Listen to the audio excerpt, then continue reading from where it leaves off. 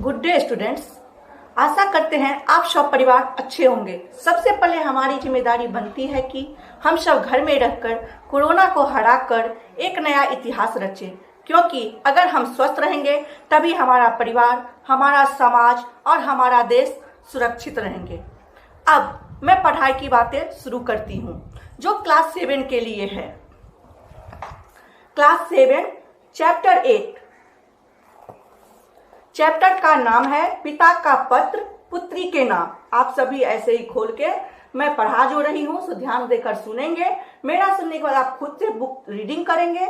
अब book reading करने के बाद हम जो पढ़ाए हैं वो समझेंगे, क्योंकि इतना बहुत सारा है, इतना तो पढ़ाना संभव नहीं है। इसको मैं शॉर्ट करके ये कहानी क्या है ये मैं बता रही हूँ, आप लोग ध्यान देकर सुने। इसमें जो पिता का पत्र है अब पुत्री के नाम है, इसमें पिता कौन है? इसमें पिता है पंडित जवाहरलाल नेहरू, जो हमारे देश के प्रधानमंत्री थे, प्रथम प्रधानमंत्री थे। और उनकी बेटी कौन है? प्रियदर्शनी इंदिरा गांधी, जो हमारे देश के वो भी प्रधानमंत्री थी। अब वो अपने बेटी यानी इंदिरा गांधी को पत्र लिखते हैं। हमने पिछले पत्र में लिखा था कि आदमियों के 5 दर्जे बन गए थे। सबसे बड़ी जमात मजदूरों और किसानों की थी। किसान जमीन जोतते थे और खाने की चीजें पैदा करते थे, और यदि किसान जमीन न जोतते और न खेती होती तो अनाज पैदा ही न होता, या होता तो बहुत कम। इसलिए किसानों का दर्जा बहुत जरूरी था। पंडित जवाहरलाल नेहरू अपने पुत्री से कहते हैं, जो हमारे देश में ऐसा है, जो किसान जो है वो बहुत सारे मेहनत करते हैं और मेहनत का फल उनको पूरा पूरा नहीं मिलता है, जिसके लिए हम उनके ही खाना उपजाया हुआ खाते हैं, लेकिन वही लोग गरीब रहते हैं। उनका कहने का तात्पर्य यही है। अब उनकी कमाई का एक बड़ा हिस्सा दूसरों के हाथों में पड़ जाता था, खासकर राजा और उसके दर्जे के दूसरे आदमियों और अमीरों के हाथ। ये उनका कहना था, ये किसान जो थे पहले एक जो जमात था, पहले कोई जाति उती नहीं था, एक जमात ही रहता था, एक साथ सब रहता था और सबको बराबर हिस्सा में दिया जाता था। लेकिन कुछ बुद्धिमान लोग वहां आए जो राजा बने, वो क्या किए, किसान से लेकर के अपना आधा से ज्यादा हिस्सा खुद ही ले लिया करते थे, और जो आधा से कम हिस्सा था सब किसानों में बांट दिया करते थे। हम पहले लिख चुके हैं कि राजा और उसके दरबारियों का बहुत दबाव था। शुरू में जातियां बनी। उस वक्त जमीन किसी एक आदमी की न होती थी, जाति भर की होती थी। बोले प्रधानमंत्री कौन? प्रधानमंत्री पंडित जवाहरलाल नेहरू। बार बार बोल रहे हैं क्योंकि आप लोग को ध्यान रहे कि हमारे देश के प्रथम प्रधानमंत्री पंडित जवाहरलाल नेहरू थे। तो वो क्या बोले, उस वक्त जमीन किसी एक आदमी की न होती थी, जाति भर की होती थी। माने वहां पर जितने भी जाति हैं सबका एक ही जमीन जो होता था, सबका होता था। जब राजा और टोली के आदमियों की ताकत बढ़ गई तो वे कहने लगे कि जमीन हमारी है। जब राजाओं की पूरे टोली बढ़ गई तो गरीब किसानों को बोलने लगे, इसमें आधा हिस्सा मेरा है। और वे जमींदार हो गए, और बेचारे किसान जो धरती की छाती फाड़कर खेती बाड़ी करते थे, एक तरह के महज उनके नौकर हो गए। जो को किसान जो थे, जो खेती बाड़ी करते थे, जो हम लोग के अन्नदाता है थे भी और है भी, वही क्या बोले, वही क्या हो गए, नौकर, और राजा लोग राजा हो गया। नतीजा यह हुआ कि किसान खेती करके जो कुछ पैदा करते थे वह बट जाता था, और एक बड़ा हिस्सा जमींदारों के हाथ लगता था। यानी वहां पर किसानों से हड़प कर अपना जमींदार बन गए, और वो जो गरीब किसान थे उन पे अपना हाव भाव जमाते रहते थे। पहले जमाने के लोग हर चीज को देवता या देवी मान लिया करते थे, जैसे नदी, पहाड़, सूरज, पेड़, जानवर और बाज। ऐसी चीजें जिन्हें वो देख नहीं सकते थे पर उनकी कल्पना भर कर सकते थे, जैसे भूत प्रेत। वे इन देवताओं से डरते थे, क्योंकि पहले जमाना में ज्यादा बुद्धि लोग को नहीं था। उस समय में बहुत बचपना बुद्धि था, इसलिए वो लोग जानते ही नहीं थे कि कौन देवी है और कौन देवता है।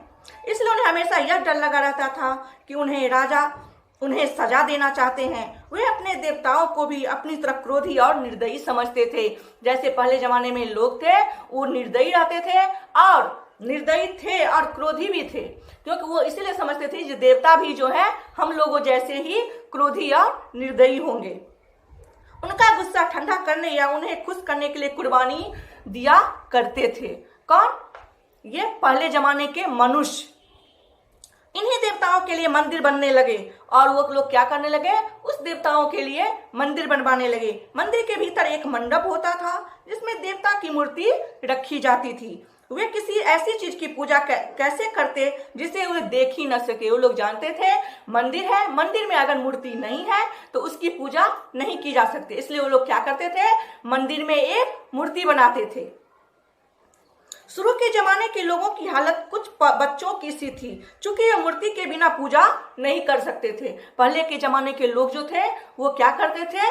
मूर्ति की पूजा करते थे। कैसा मूर्ति बनाते थे? तो भयानक मूर्ति। वो लोग क्या सोचते थे? भगवान जो है बहुत भयानक, डरावना, क्रोधी, निर्दयी ऐसे हैं, अगर हम ऐसा मूर्ति नहीं बनाएंगे तो भगवान गुस्से हो जाएंगे।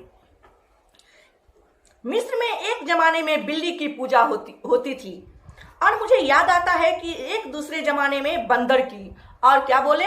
जो पहले जमाने में मिस्र एक जगह का नाम है, एक देश का नाम है, जहां पर वहां पर बिल्ली और बंदर की पूजा होती थी। समझ में नहीं आता कि लोग ऐसी भयानक मूर्तियों की पूजा क्यों करते थे। अगर मूर्ति को ही पूजना चाहते थे तो उसे खूबसूरत क्यों नहीं बनाते थे? लेकिन शायद इनका ख्याल था कि देवता डरावने होते हैं। नेहरू जी कहते हैं अपने पुत्री से, पहले जमाने के लोग तो जो मूर्ति बनाते थे वो भयानक ही बनाते थे, क्योंकि वो लोग ये जानते थे, हमेशा यही जानते थे कि भगवान क्या होते हैं? निर्दयी, कठोर, भयानक, डरावना, इसलिए वो लोग ऐसे ही मूर्ति बनाते थे। मंदिरों में बहुत से पुजारी या पुजारिन होती थी। पुजारी लोग आमतौर से लिखना पढ़ना जानते थे। पुजारी लोग जो पहले जमाने के जो पुजारी थे वो पढ़ना लिखना जानते थे, लेकिन थोड़ा बहुत। दूसरा आदमी से ज्यादा पढ़े लिखे होते थे। वहां के जो आम आदमी थे उससे ज्यादा पढ़ा लिखा होते थे। उन्हें कुछ विद्याएं आती थी, इसलिए पुराने जमाने के ऋषि समझे जाते थे। उनको कुछ कुछ विद्याएं आती थी जो पहले जमाने के लोग उन्हें ऋषि भी समझते थे। और अक्सर मर्द दिखाने के वे लोग कितने पहुंचे हुए हैं। वे लोग सामने जादू के करतब किया करते थे। वो लोग जादू भी जानते थे। वो लोग सीधे साधे लोग को, मूर्ख को भी अपना जादूगर समझ के समझाते थे जो हम जादूगर हैं, क्योंकि वो लोग यही सोचते थे ये लोग तो मूर्ख है, उसमें तो हम कुछ पढ़े लिखे हैं, तो हम सबसे ज्ञानी हैं। कौन लोग? पुजारी लोग। पुजारी लोग हर तरह से आदमियों की जिंदगी से घुले मिले रहते थे, लेकिन पुजारी लोग जो है वो हर आदमी से घुल मिलकर रहते थे। वही इस जमाने में अक्लमंद आदमियों में से थे, इसलिए हर एक आदमी मुसीबत या बीमारी में उनके पास जाता था। लोग ये भी समझता था ये जो है पुजारी जो है ये सब कुछ जानते हैं, इसलिए कुछ भी दिक्कतें आती थी तो वो लोग क्या करते थे? जो पुजारी के पास चले जाते थे। वे लोगों के लिए बड़े बड़े त्योहारों का इंतजाम करते थे। उस जमाने में पंचांग या पत्रा न थे। खासकर गरीब आदमियों के लिए वे त्योहार से ही दिनों का हिसाब लगाते थे। पहले क्या करते थे? पहले जमाना में तो पत्रा उतरा कुछ था नहीं। अभी तो बहुत सारे कुछ आ गए हैं। हम लोग कैलेंडर देखते हैं, पत्रा देखते हैं, बहुत सारे कुछ है जो हम लोग देख पाते हैं, लेकिन पहले ऐसा कुछ भी नहीं था। तो लोग क्या समझते थे? जैसे आज दुर्गा पूजा हुआ, दुर्गा पूजा के कुछ दिनों के बाद दीपावली आया, दीपावली के कुछ दिनों के बाद छठ आया, ऐसे करके ही वो दिन लगा करके अपना उस दिन वो लोग पूजा करते रहते थे। पुजारी लोग प्रजा को ठगते और धोखा देते थे। पुजारी लोग समझते थे हम तो बहुत कुछ समझते हैं, इसलिए वो लोग क्या करते थे? सीधे साधे लोगों को धोखा भी देते थे और ठगते भी थे, लेकिन इसके साथ ही कई मामलों में उसकी मदद भी करते थे। लेकिन ऐसे थे जो उनके कई भी मदद, जितने सारे उनकी मुश्किलें होती थे उसमें वो मदद भी करते थे। मुमकिन है कि सब लोग पहले पहले शहरों में बसने लगे होंगे, तब उन पर राज करने वाला राजा न रहकर पुजारी ही रहे हो। बाद के राजा लोग आए होंगे क्योंकि वे लोग लड़ने में ज्यादा होशियार थे, शायद उन्हें पुजारियों को हटा दिया। यानी पहले के पुजारी लोग जो थे, वहां का फिर राजा लोग जो थे, वो राजा लोग क्या किए, राजा लोग पुजारी से ही बुद्धि ज्ञान लेकर के फिर लास्ट में ज्यादा उनका ये हो गया, मंडली बन गया, और वो लोग पुजारी लोग को हटा करके अपना पूरा स्थान बना लिया।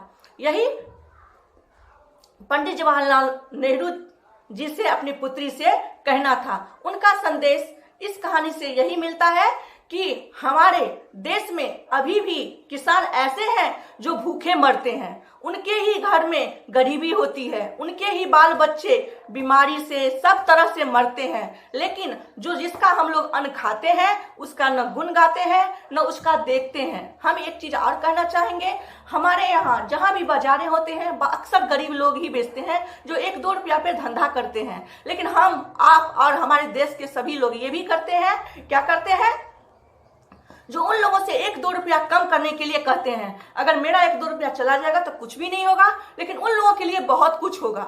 इसलिए हमें ये भी शिक्षा मिलती है, अगर ऐसा हमसे संभव हो सके तो हम इतना जरूर करें, जहां भी सामान लें उससे ज्यादा मोल मुलाय न करें। ये मेरा भी संदेश है और ये पंडित जवाहरलाल नेहरू जी का भी संदेश है, यही इस चैप्टर में कहना चाहते हैं। अब ये कहानी तो समाप्त हो गई। अब इसका मैं question answer, fill in the blanks, जितना जो कुछ भी है मैं आप लोगों को भेज दूंगी।